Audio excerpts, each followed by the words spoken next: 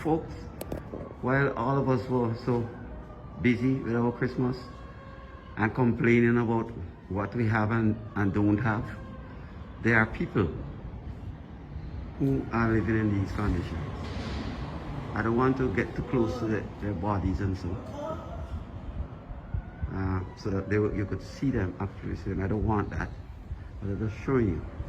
This is the building in the heart of Kingston, where people are staying. And while the politicians brag about how much they're doing for poor people, this is what is happening here. More than 12 people around here. This little cubicle is actually a cubicle where somebody, or maybe a whole family live. I have a friend here, I hope you all don't recognize his voice, but he could continue to tell me, who lives behind this? Well, I don't want to call names. No, don't say the name, just right. How much people? There are 3 people living over here. And, in this little one? Right. They are very decent people, right. In spite of certain intimations the society might have about their habits. But the female is very clean. She works like a donkey when she's not feeling well these days. She sweeps this whole place, she drinks water, she cooks, and she tries to make, a semblance of a normal life. Yeah. People, I hope you all, I don't want you all to recognize this because I want to call specific areas, but this is in the heart of Kingston. And I mean, we are happy for these people to have a place to live. Brian, you were speaking about that. Someone I visited about 2 weeks ago from the government. The government is going to claim this place soon, which is something that I don't approve of. Because, there's no other place for these guys to stay where they can have a domicile that's somewhat private, where they can do their business and they have space, which is also part of it. Yeah, and next thing here, come on, my friend. I'll call you Citizen X. Okay. I see some books here, some of which I'm not even familiar with. And very large books, and I remember those days when I used to read, and now I don't read anymore. Well, the public library throws out books that it doesn't want periodically, and I take advantage of that. I probably have about 50 books over there. I just finished reading a P.G. Wodehouse Omnibus, which is a very funny, comical series of stories. I have Hemingway over there. That one, if you can find in there, the suitcase, The President's Woman. That's the next one I'm going to read. It's a fictional account of all the president's first ladies in the United States.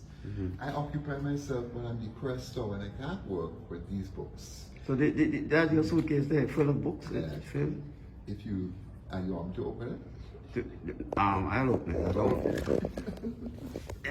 it. Oh yeah.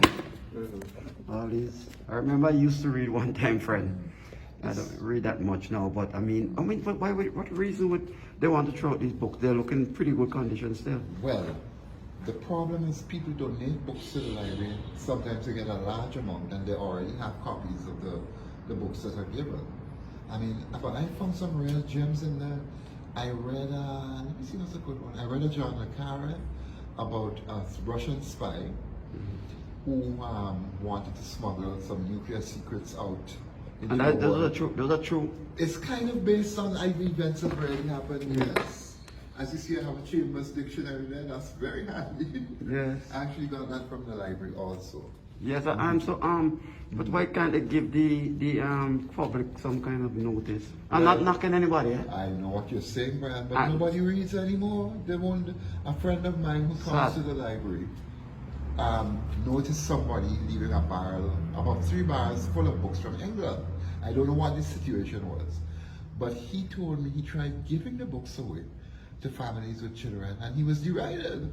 They didn't want to read. They don't want to read anything progressive, Okay, we'll be coming back on you again one other time. Right. But I noticed there's a nice cubicle here. That's my cubicle. And with a door and lock. Wow. You see the little dead bolt at the bottom? Yeah. It actually goes into the piece of board there, so I get some privacy.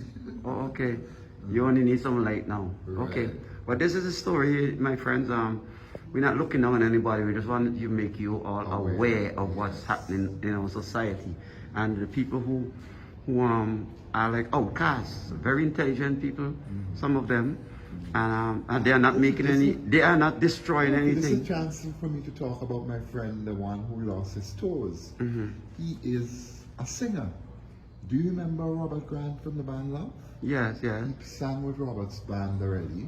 Another band, another version in the early 2000s. Robert was a bass man. Robert was a bass man, that's Yeah. right. Is still maybe. I And think he's a- very much into dancehall, and he's very talented. He can freestyle, you know. And also he's very earnest, and if it wasn't for his foot, he would have a job. Because, you know, he confided in me that losing his toe was the catalyst for him to get closer to God. And he's always talking about the Almighty, he prays. And actually he does quite well for himself considering his handicap. Because Yeah. he goes out and he hustles. These guys are almost never out of food. All right, You know? but you better hold back on some of those things because I'll come back to do something in depth. About that. Or somebody more professional than me, I could send in. Okay. I know of a friend who will more than do this. People need to know about these things. Yes. Thank you very much, and I will come back, Citizen X. Okay, thank you, Citizen Brad.